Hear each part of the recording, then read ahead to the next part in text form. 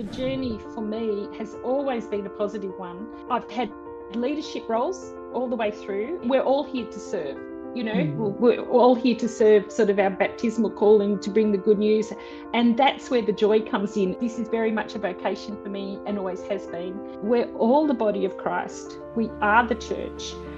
The church isn't just one particular thing. It's not just liturgy and worship. We are here to support all of God's children. Some people really do struggle with the unseen tasks of service and the service that has to happen, whether that's in the home or whether it's in the workplace or in the parish. There can be a little bit of that sense of underappreciation, and not necessarily that I'm not noticed, but not appreciated. And there is that mindset shift of true service is about just showing up and giving generously without need of recognition. Hello and welcome back to another episode of the Genius Podcast. My name is Karen Doyle, your host and founder of the Genius Project, an initiative for Catholic women designed to support and resource you towards growth in all areas of your life, personal, spiritual and professional. We seek to do this through the Genius Podcast, which you're listening to, our Catholic coaching programs for women, our online courses and the Catholic Women's MasterClass. If you would like to find out about these initiatives, please visit our website www.geniusproject.co or come and join us on Instagram genius_project_daily, or you can watch the live recordings of these episodes on our Genius Project YouTube channel. Just make sure you press subscribe so that you can get notified every time a new episode drops. My guest on this week's episode is Annie Carrett. Annie is the Chancellor of the Archdiocese and Chief of Staff to the Archbishop in the Diocese of Melbourne. She is a woman who has served in the church for many years over many different states and different areas. And today she's joining me to talk about her experience in leadership in the Catholic Church as a woman. She offers some great insights into how, as women, we can cultivate a spirit of service and contribution, and then how we might be able to overcome some of the obstacles that some women face in this area of leadership in the church. So, ladies, I hope you enjoy this conversation with Annie. But Annie, thank you so much for joining us on the Genius Podcast today. You're joining us from Melbourne, and it is lovely, such a gift to have you. Thank you, Karen. I'm always a little bit nervous speaking publicly, but I think this is a wonderful opportunity, and anything that can support and encourage women in their faith and what they do is something we should all be embracing. So thank you. Oh, well, thank you so much. And you're joining us from Melbourne. You have a very important role there in the Archdiocese of Melbourne, which we'll move into in a little while. But I'd love for you to give the women listening a little bit of background on who you are, where you grew up, and how you came to be doing what you're doing today. Lovely. Thanks, Karen. It's been a long journey. I think it's been a spirit-led journey. I can't believe, quite that I'm sitting here in Melbourne today, but I'm originally from Sydney, born in Sydney, in a beautiful family, a wonderful father, very of strong faith. My mother died when I was 12 months old, so my father effectively sort of brought me up and guided me. And I guess, although I wouldn't have, if you had asked me as a young person, were we a very strong family of faith, I probably would have said, oh, no. But then reflecting back now, I probably realized, we did the cleaning at church and we did the reading and he did the finances and I played the organ. And in a sense, really, our faith life was part of our everyday world. And I think there's something quite special about that. And it's a blessing that, I say thank you for every day. I went to a wonderful Catholic school, Santa Sabina in Strathfield, so from K to 12 with the Dominicans, a particularly beautiful order of religious who embedded in, I know everyone that I went to school with, embedded the fact that women can do anything that they choose to do. So there wasn't a doubt, I think, for anyone leaving school that you couldn't be who you wanted to be or what you wanted to do. It was just a matter of getting on with it and enjoying it. So school was a really wonderful experience. Very pleased to be, in the memories there. Yeah, it was lovely. tertiary education, went on to that, and tried a few things, architecture and all sorts of odds and ends, but it landed up in communications. It's something that I've always been passionate about, particularly around meaning and finding meaning and how we communicate meaning, as opposed to sort of journalism and things like that. It's how do groups sort of understand the world they're in? How do people understand each other, both through language and visual things? And that's always been a really deep passion of mine. Following that, I ended up in Canberra in Parliament House. I don't know. Did you really? There how you that go. What did you do? I worked for a news organisation down there in the press gallery for a few years, and it was a time before what they called aggregation. So essentially, we were the voice of all the little communities around Australia when everyone had a television station, when Ballarat and Port Pirie and, you know, every Alice Springs, they all had their own local content. So we were the voice in Canberra, and it made those communities feel like they had a reporter there. And the focus was very much agricultural, I guess, in many ways, but what affected people in rural environments. So that was very important to see, again, how the local context, we need to carry that through. You know, we need to have those voices of the marginalised and people on the edges and the forgotten, I guess, made available. Met my husband there. So that was a Canberra thing. does have some good things. It does. and he was in television production, so that was wonderful. And from there we moved far north Queensland, so I've sort of made my way down the east coast. Done well. Yeah. I've worked in 3 dioceses. I just had to think about that for a second. 4 bishops. So over 35 years, it's been an amazing journey. I was a diocesan archivist for over a decade. Mostly I've been in communications. Yes, it's sort of worked our way down to Toowoomba and then Broken Bay. That's when Archbishop Peter, well, he was Bishop Comensoli then, sort of he was appointed there. So I followed him then to Melbourne. So we've been working together for nearly 10 years. And Melbourne's, different role here. So slightly different. I'm his chief of staff, but I'm also the chancellor for the Archdiocese of Melbourne. So so it's quite an important role in the church. It is. It incorporates everything I've done, which is, I find fascinating. There's sort of the archives and the records, there's communications, there's, you know, the sort of management of the whole lot. It's the whole lot all bundled up. Isn't it amazing? I think it's amazing when you look back over your life and you just see what seemed like random occurrences are actually God strategically placing you and positioning you for the next step. And it's amazing how he just has his hand on our life, isn't it, throughout the whole way? Absolutely. I still, you know, I look out the window here and how did I get to Melbourne? You know, but I'm exactly where I love to be. Like, this is, you know, I think that's one of the gifts, particularly of working in the church, is you're here spirit-led again, the right place, the right time. You're here for this moment. And I think, you know, it's just such a wonderful opportunity. Yeah, fantastic. Well, look, thank you for that. That just gives the listeners a bit of context about who you are, and the conversation that we want to launch into today is really looking at women in the church, and women particularly in leadership in the church, because this can be such a fraught area, so much contention with different women and different perspectives on this. And so I guess you have experienced many roles over many years now of being a woman working and serving in the Catholic Church.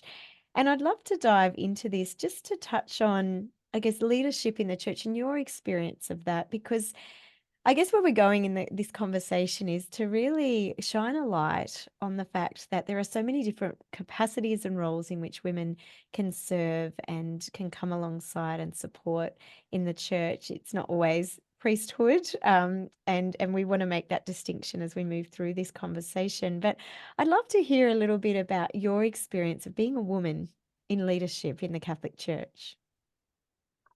I sometimes I feel like I'm a little bit out of the limb, because I have never had an issue at all about being a woman, being valued in both the work capacity, in thoughts, anything like that. The journey for me has always been a positive one. I've had leadership roles all the way through, and I think the difference is I don't know, I often feel it's there. We're all here to serve, we're all here to serve, sort of our baptismal calling to bring the good news. And that's where the joy comes in. It's not, this is very much a vocation for me and always has been. And so I'm delighted with every part of the journey. I'm not sort of, I've never felt like I had to strive for more or anything sort of out of the ordinary, just to have a confidence, and to be very happy with what I'm doing. But the leadership around me has always been supportive, and that's both men and women.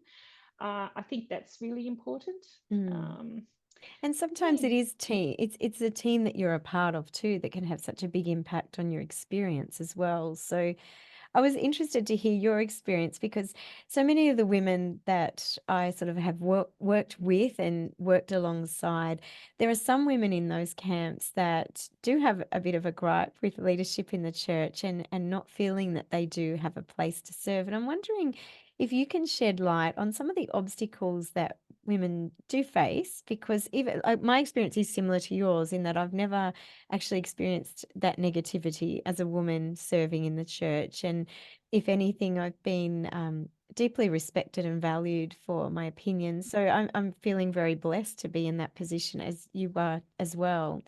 But there are some women who are trying to serve, for instance, in parishes where the priest is not valuing of their gifts, or there's a particular way of running things.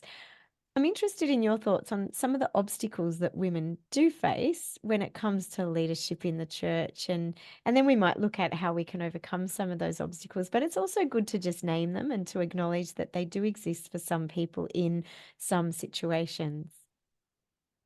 Karen, there's no doubt, and it's not just the church, obviously. I think there's obstacles for women Absolutely. no matter where you are. I think confidence is one thing, and I'll always come back to that a little bit. I think we have to be confident in who we are and the value that we can bring to things.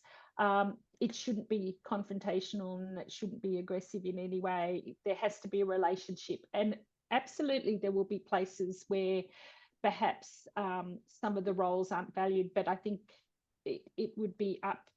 The right way forward then is to have the dialogue and the conversation about, well, how do we bring this about? How do we better serve? I think, it's just the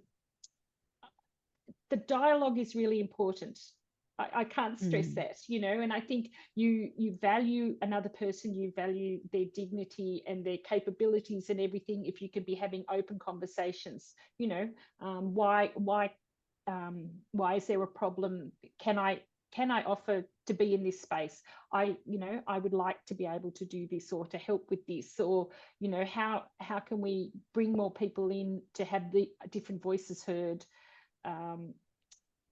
They're gentle steps, and this is across all of society. I don't think this is anything endemic just to the church. I think we have to recognize that respect is a part of our responsibility to build no matter where we are.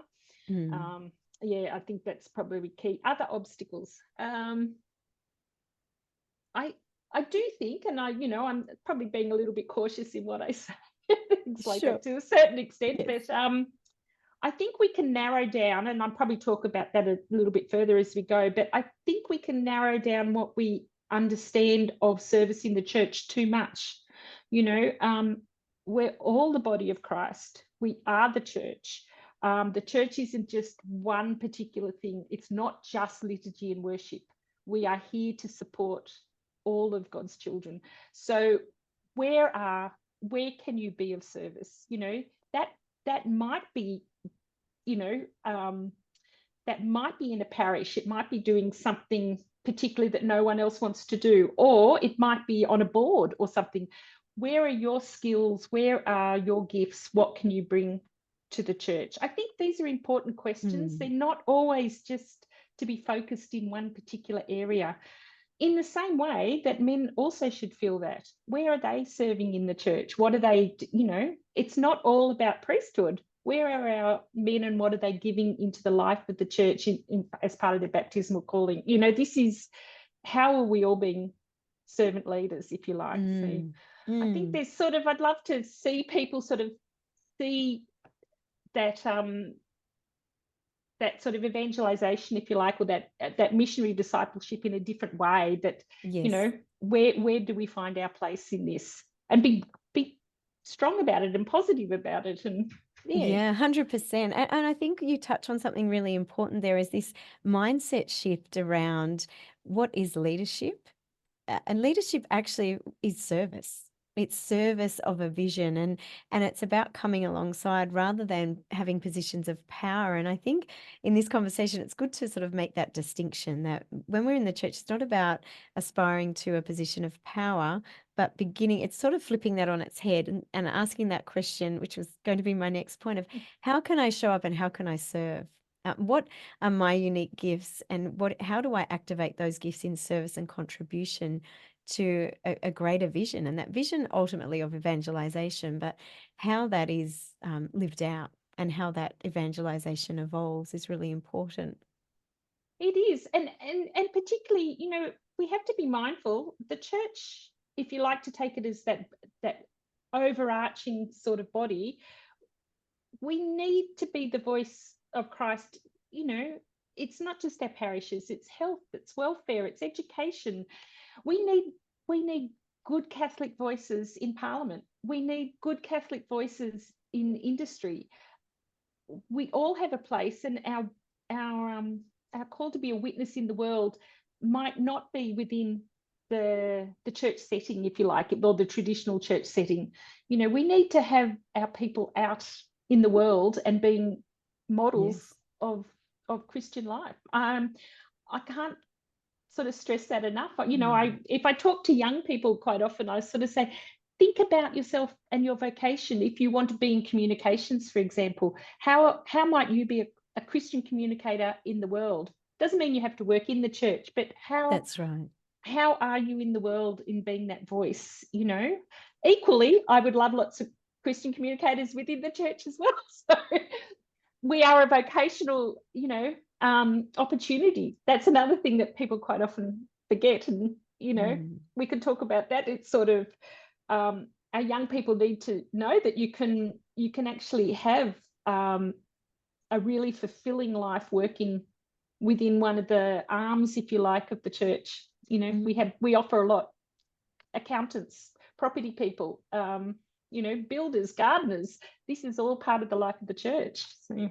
Yes. And it's interesting that it doesn't matter what that position is, we're all coming under that greater vision. I know when Jonathan, my husband, he's speaking in schools and he's training teachers, often they will have everybody from the classroom teacher to the janitor to the accountant in his sessions, because they want everybody to hear a message that really needs to be embedded throughout the whole of the school. And it's a similar thing in the church. There's all these different positions, but we're all coming under that greater vision and serving towards a common vision of evangelization and to make Christ known and loved. And so we can do that when we turn up in the office if we're doing the accounting role, or it's not just about leadership at a head position. It's really about leadership and service in the positions that we find ourselves in and where we're called to be.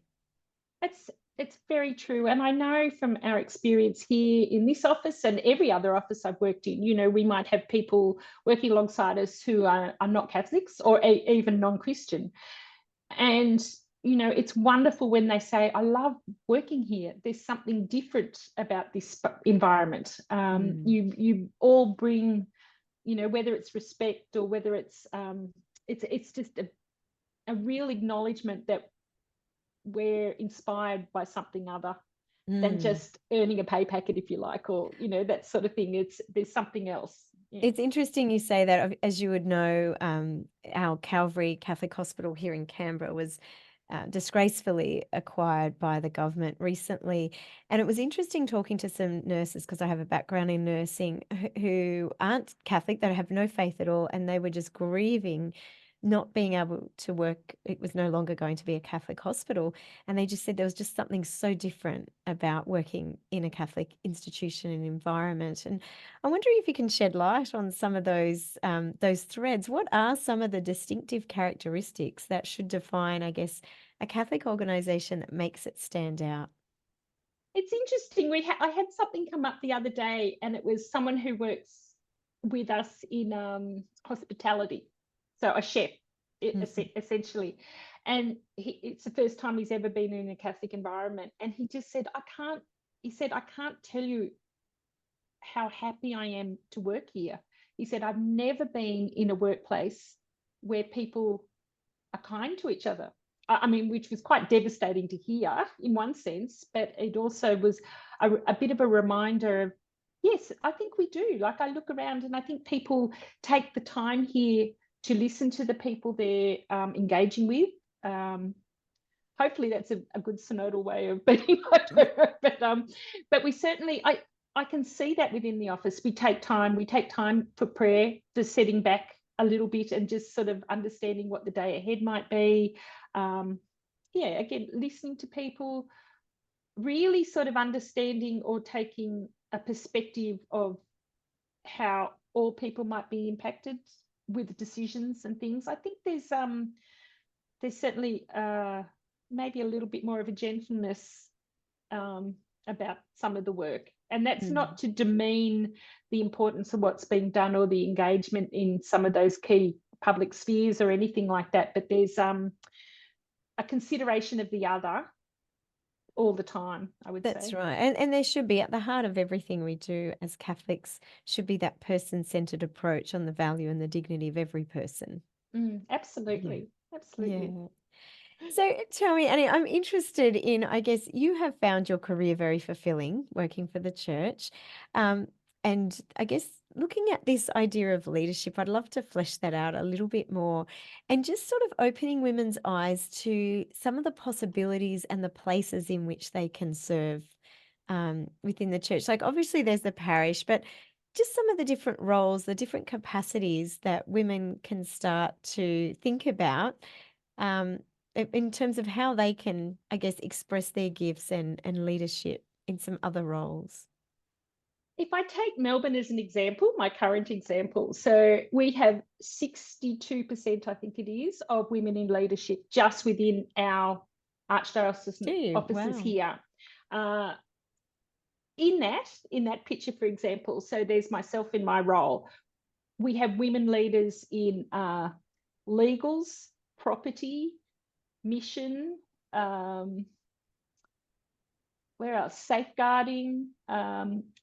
It's quite significant. It's not just a tokenist, concept. We have women leaders in just about every department.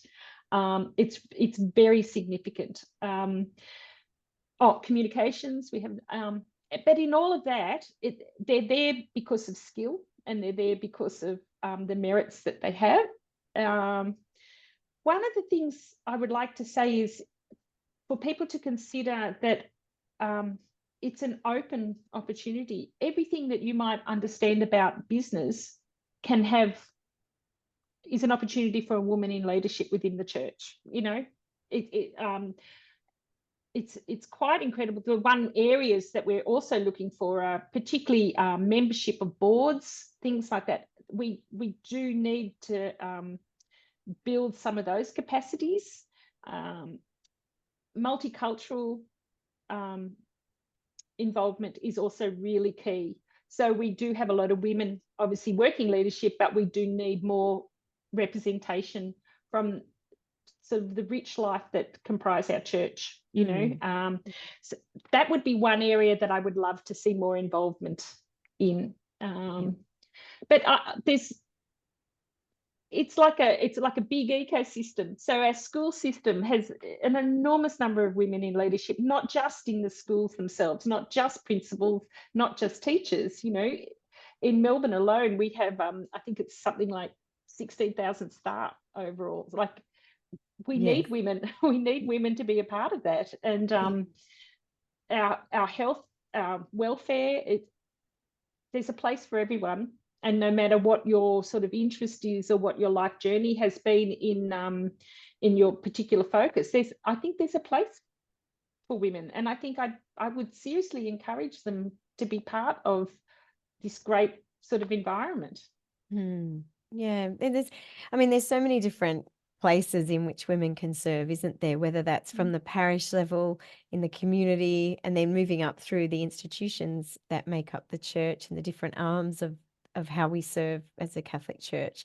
So, Annie, I'm interested in, I guess, some of the challenges that women face. Like, I'm thinking about women who have experienced negativity. A woman, for example, who shows up at a local parish or shows up to some organization, but because of the leader who's currently in that position, a woman can turn up in those situations with goodwill and genuinely be wanting to serve, but perhaps because of the failings or the lack of insight from the current leader in that position, her gifts aren't appreciated, aren't used, she's devalued. What are your thoughts, or what would you say to a woman in that position who that's a genuine struggle for her, because she really, I've spoken to a number of women who have discerned their gifts. They want to serve, they want to give, they want to contribute, but they are blocked or they're not utilized. What can women in that position do?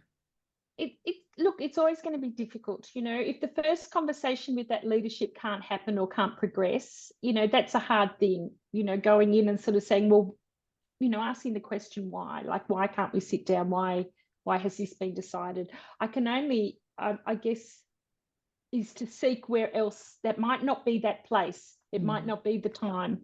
That doesn't mean that behavior should be condoned in any way, and perhaps there's some genuine pastoral ways to sort of work around that. But perhaps they need to find another place, and I don't mean that dismissively by any means, but it just might not be the right time or that moment, but not to be discouraged. I think there would be people that could be approached to discuss this with, within the broader church. We're a very complex group. We're human beings. It's a very complex sort of network of places, and not everyone's going to get on, personality wise or behavior wise. If there's been any sort of distinct behavior that is in any way, when I say not appropriate, I just mean in how a person is treated, then they do need to, call that out in an appropriate manner. So, there are mechanisms that they can go to and raise that. The church would never condone any sort of behaviours like bullying or anything like that. So that needs to be addressed appropriately. But I think also to talk with some other women would also help. If they feel this has been about their gender, if you like, for any reason, then to seek advice, about how they might be able to approach it. In our place, I'm always open to have a conversation with anyone. So, that sort of thing, I would want to encourage people to reach out. Yeah, and one other thing that comes to mind is, I guess, also helping women understand what are their unique gifts. That's a really important one, because when we tap in and we understand what our unique wiring is, our strengths, our gifts, then we're able to come alongside people in a different capacity, because we really are then coming in to serve with what we have to offer. Have you ever done any of those assessments, and are you aware of sort of your unique gifts and how that helps in terms of your role? I have done some of those.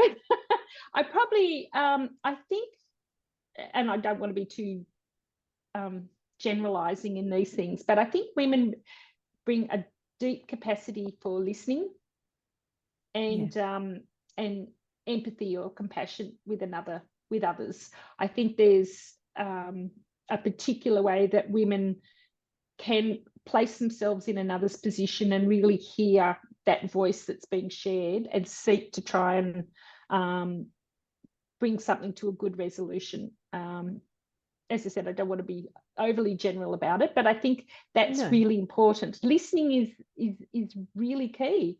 Part of being in the church is building relationships with people, and those relationships leading to a deeper relationship with Jesus. So we have to be able to promote that sort of grounding and forming and listening. And I think I think women have a particular role there. That's Yes, key. absolutely. Well, John Paul II talks about that, doesn't he? Just that women are vital in every sphere of life because of the unique gifts that we bring just in the mere fact of being women.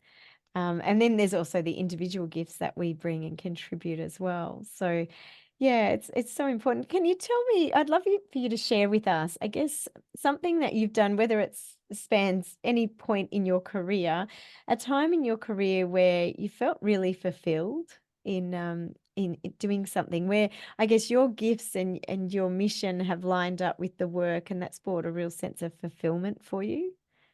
Goodness, it's been there's been a lot of A lot of those experiences, which is beautiful.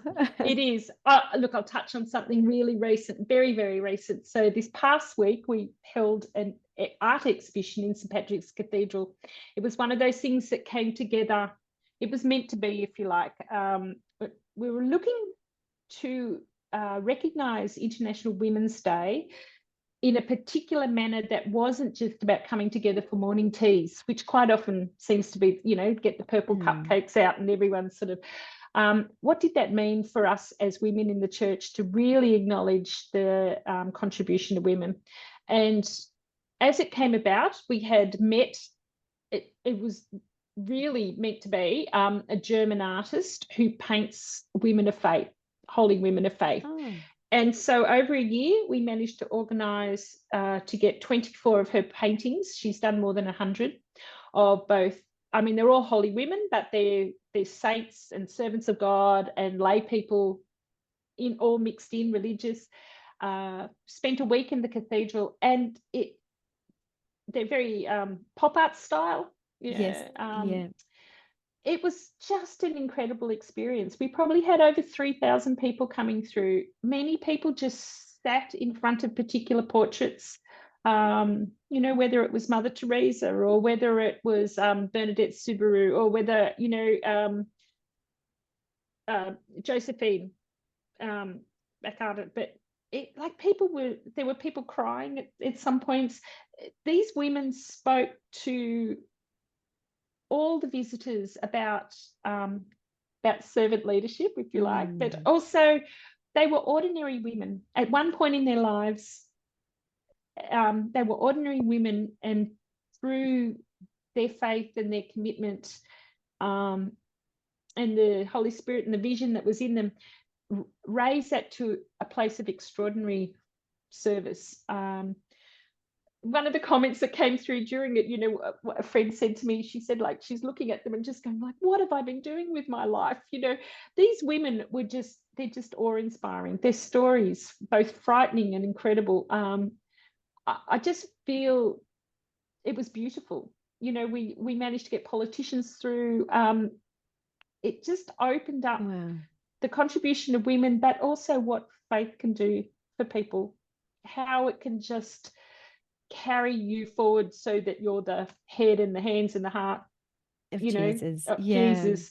I think that's just to see that witness all in one place was quite incredible. So I'm probably still coming down a bit of a high from that, but that was a really remarkable. fulfilling experience for you, just facilitating that opportunity. Yeah, beautiful. It really was. And it gives I think those sorts of encounters or events are really important because they inspire other women, like just putting on that event, that art exhibition, as you said, people coming, contemplating some of the stories. I guess that fuels a sense of mission in individual women that then they can take back into wherever they're planted right now. Well, absolutely. And these women, they were teachers and they were doctors, they worked in parish communities, they worked in religious institutes, they were I like to say they were everyone. There wasn't anything particularly special about them as young women. They just became something more. And I think that that vision is open to all of us. So, Yeah, absolutely. And don't you think that when you say they became something more, it's because they began with a heart of service? I think that we grow into the fullness of who we've been created to be when we're living that life that Jesus calls us to, and he models servant leadership so beautifully for us, that that's the kind of life that we're all called to, no matter what role that we're in our professional or even our yeah. domestic lives. We're called to serve and to come alongside people in service. And I'm interested to ask you how you, I guess, had a sense of where you were being called to in the church, like called to serve, like where you It, discovered your gifts and then you realized there was that fit of where you could it, actually make a difference. it was funny, and I actually remember the moment. Ah, So I had been working in the church for probably about 10 years or so, and loved it. As an archivist and a communications manager, and I just loved it. And I had moved from that role and was working purely in communications. And I went to like a 2-day retreat with some other women from work. And in the middle of that, I just remember it just hit me, that this is what you've been called to do, and it's not, it was exactly what I was doing. I was called to, it wasn't sort of, the church needs people doing this. I think that was the realization as well, that you don't have to strive for a whole lot of other, you need to do what you do in Jesus' name, sort of thing. mm. It was quite, yeah, it was a shock. Was it? But How old were you when you ah, had that revelation? I would have been 30. Like Okay. yeah, easily, Yeah. probably, yeah, around there. And it wasn't that I'd ever questioned working in the church. It was just that it actually hit me like a lightning bolt that no, this is where you have to be. And Mm. people need you. And Yeah. I think that's the other thing, whether I do a good job or not, I'm not sure, but that I'm sure you do. people need you, Yeah. and a little bit, as you said before, Karen, everything we do is needed. And that doesn't matter if you're arranging flowers in a parish. That's needed. Someone has to do that, and it's really important. And I think perhaps in our Western culture, we've lost that understanding of everyone having value because we work towards the greater good, if you like. I think Yeah. there's something there that I think we sort of think, oh no, I have to have be earning this salary and own this and do this. But in fact, the person in my parish who brings the neighbouring people down from the nursing home to mass, who wheels them down, that's probably one of the most vital things Yeah. that they can be doing. You know. Yeah, and as Mm. you say that, I think, Mother Teresa's very famous quote is do everything and do it well with love. With And love. and love makes the ordinary extraordinary. And no matter where we are called to serve, like we can bring that spirit. And I Yeah. think, we're living in a world really that you're talking about the unseen tasks, and with social media and the culture the way it is, it's a very narcissistic culture, really. It's all about me and getting ahead, and is this being noticed, and how many likes am I getting for this? So some people really do struggle with the unseen tasks of service and the service that has to happen, whether that's in the home or whether it's in the workplace or in the parish. There can be a little bit of that sense of underappreciation, that and not necessarily that I'm not noticed, but not appreciated. And there is that mindset shift of true service is about just showing up and giving generously, without need of recognition. I think that's the key, isn't it? And I mean, there's so many things we do we don't get recognition for, but to know that you've done something with love, and whether that's make the beds for your family, or whether that's That's cook the right. family meal, or deliver the mail, somewhere, or run the local news agents. I often think we've we need to sort of understand that people of faith are out there doing everything in the world, and we need to acknowledge what that is. And yeah, it's what makes us all go around. It is. So tell me, how in your own life do you cultivate, I guess, that inner spiritual life? Because it's really, there's that saying that we can't pour from an empty cup. We can't give what we do not possess. So if we are called, like as Catholic women, to leadership and to service and as we've said, that takes many shapes and forms, we have to actually be cultivating a sense of the need for that and connecting with Christ and that sense of our work and things that we're doing, offering that as a sacrifice and an offering to Him. Because if we don't have that focus, then we do fall into a bit of resentment sometimes, and jealousy or envy, or not being feeling unappreciated. So how do you, as a Catholic woman, keep yourself grounded and focused on Christ in your life so that you are serving in that godly, Christ-like capacity? Look, it's never easy. I don't think it's easy for No. anyone. I always say I'm a very simple woman of faith. I have a great love of the Gospels, and I just try to immerse myself and read those when I can. I love to just sit and think. Conversation with God for me is really important. I love my local parish. I love to be around people. I like to see the joy on their faces in amongst the madness of it all, of parish life. I think it's just, I guess I'm very comfortable in knowing that my life is centered around faith, and so that supports me. The people around me, in particular in my office, and that are a wonderful support, and I think that's very important. I can sit down with anyone if I walk out my door here and have a conversation of depth about faith. That's an amazing thing to be able to do that you wouldn't be able to do in any other environment. So I'd probably add that to our list of why would you want to work, in the church, because it really is such a special gift to be able to sit down with anyone and just over lunch and start talking about, something that's worrying you around faith, or exploring something. That's quite incredible. I'm sure, Karen, you find that in your own life, that to have those people around you. Oh, absolutely, I do. Yeah, it's so Valuable. important because I think it also reinforces, like community and connection is so important for reinforcing what we believe and how we're showing up in our work and in our life in service. So it is so important, and you're so blessed, obviously, to have such a beautiful team around you down there, because that's not always people's experience, but it's so beautiful that you have that. Yeah, they're lovely. They're great. Yes. No, it's fantastic. And we've been really blessed, we lived in Melbourne for a number of years back in 2004, I think it was, and we completed our postgraduate study down there. So Melbourne is a place that is close to our heart. Yes, yes. Love the food and love Melbourne.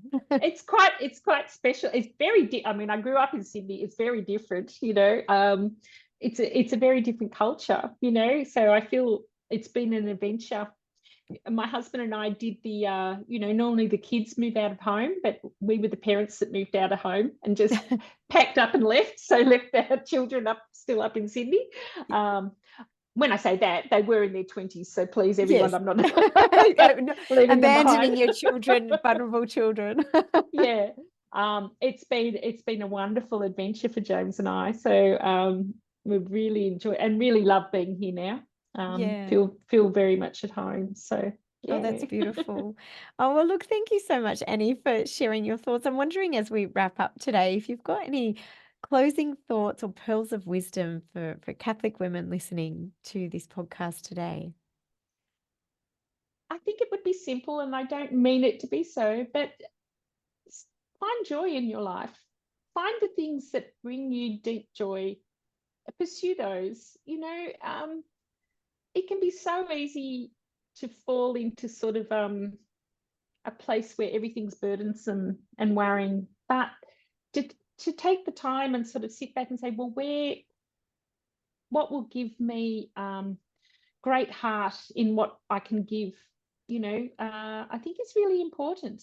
And sometimes it may not be what you're expecting. And so you may just be surprised about where that will lead you. Be very open to where God's calling you. I think Yeah. that's the sort of the crux of it all. And say yes. It's very simple. Yeah. Yes. Yeah, I'd just like to add to that, say yes, because, we look at Mary and her fiat and her yes meant that the Savior of the world was born. And I often say to women, imagine what the Lord can do through your yes. And sometimes it's the accumulation of the small yeses that we make every day in the unseen moments that lead us on a path to help us discover our unique mission and our purpose in life. So thank you Yes. so much, Annie. It's beautiful to have you joining us. Thank you, Karen. I've enjoyed it. No, thank you. Well, ladies, I hope that conversation got you thinking about some of the ways in which you might show up in your life, in whatever sphere of influence you find yourself, in service and contribution to those around you. If you'd like to go further with some of this content, can I invite you to visit our website, www.geniusproject.co, and check out some of the online courses and programs that we have available for Catholic women just like you. We have a real focus here at the Genius Project in helping women to discover their unique gifts. What are the things that motivate you in life? What are your gifts, and how are you being called to activate those gifts in service and contribution? The doors to the Catholic Women's Masterclass are now open, and in this masterclass we do deep dive into many of these topics, so I invite you to head on over to the website and check that out. I'm more than happy to jump on a call or to respond to email, so if you do have a question, please feel free to email me at karen@geniusproject.co. Until next week, ladies, have a beautiful week. God bless you, and I look forward to you joining me again on the Genius Podcast next week.